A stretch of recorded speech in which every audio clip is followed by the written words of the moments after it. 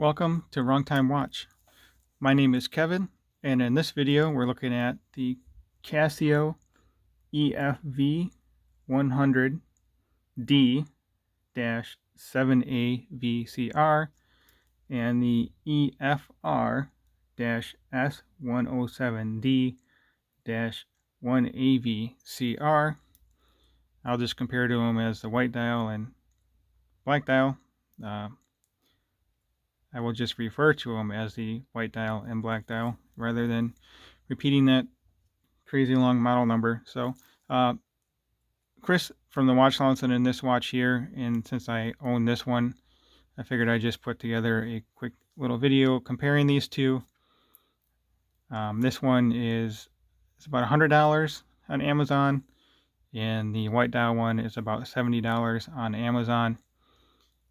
So the big positive to this watch is that it has a sapphire crystal, and the negative to this one, at least for me, is that it has a mineral crystal. So you guys can comment and let me know which one of these two you prefer. Well, I guess the bracelets aren't the same. I was going to say I thought the bracelets are the same, but they are a little bit different. This one is definitely a hollow link, and this one is, I believe this one is as well. I have not sized this watch since it belongs to Chris, so I'll just put it on wrist loosely. I do like the white dial on this. The black dial on this is nice as well.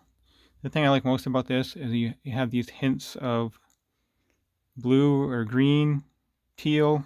I'm not exactly sure what you call that color, but let's go with teal. You see on the 12 o'clock indice, and then the 3, 6, and 9. Also in the seconds hand. And it may be hard to see what there is brushing on that. The bezel is brushed, but the dial has some brushing as well. Let's see, you can see it there. So that dial has some texture to it. And you can see the chapter ring kind of slopes down onto the dial as well.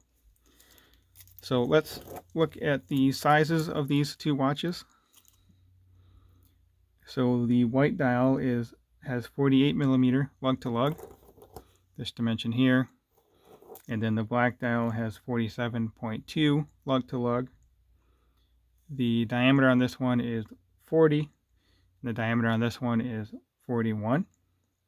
The big difference here, you can see, is the thickness. So I'm not sure why this one is that much thicker than this watch, but this thing wears really nice because of the overall size and the thinness. I'm not used to a watch being this thin. So this is 9mm thin, and the white dial is 11. It's quite a difference. So that's one thing I noticed about this watch right away when I took it out of the package.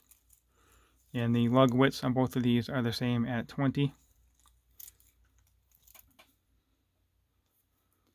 I'll just put these both on wrist. You can see them on my wrist. And keep in mind the diameter on this one is a little larger, but the lug to lug is a little smaller. I like the smooth bezel on this.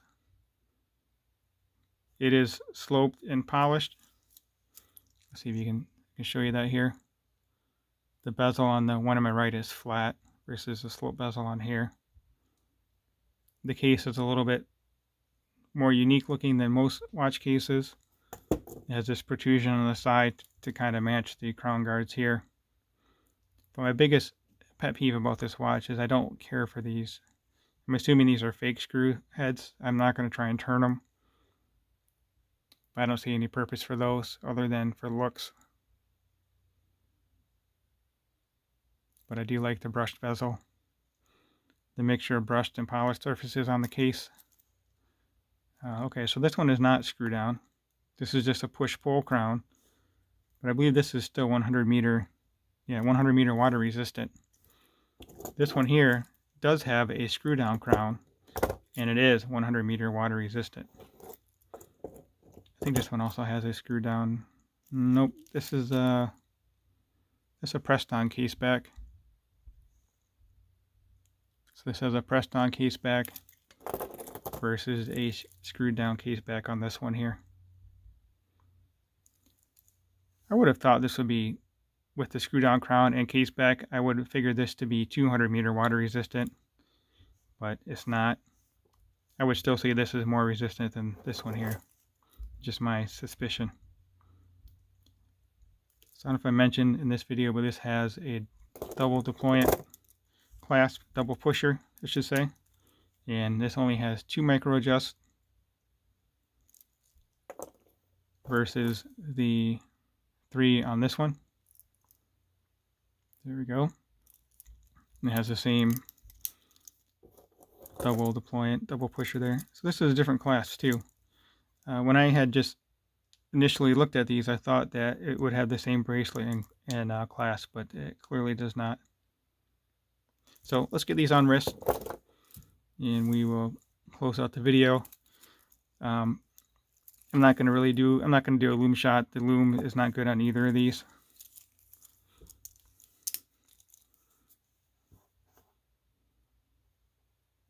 Maybe I will do the loom. I haven't made up my mind yet.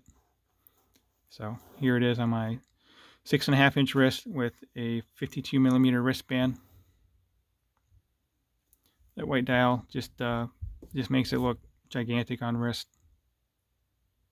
at least on my wrist. So let's get this other one on wrist.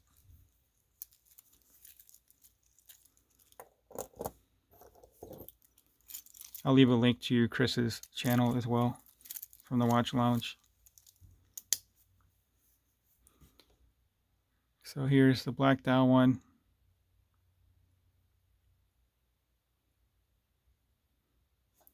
I'll zoom in, and then I'll put both of these back on wrist here.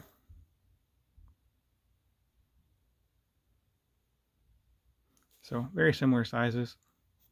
This has a little more angular lug to it as compared to this other one.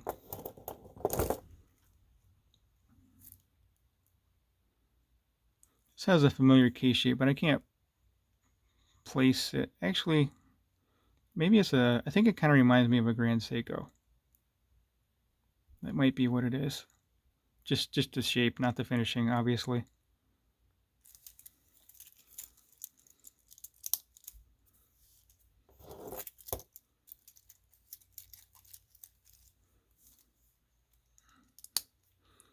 Try not to ding these up against each other.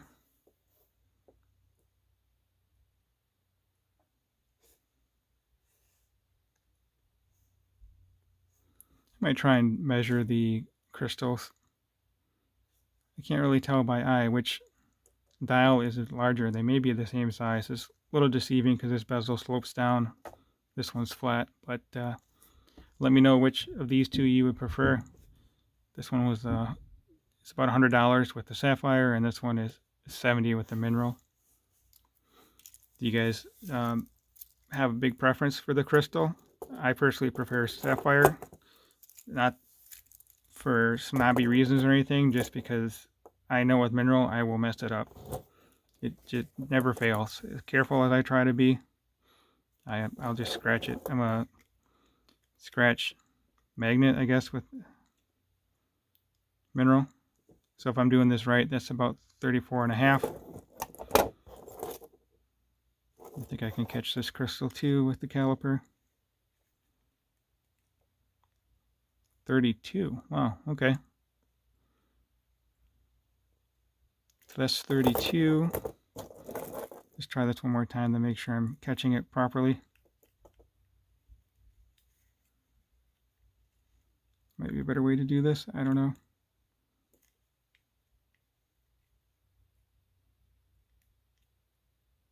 Yeah, so that's 34.5. That surprised me actually.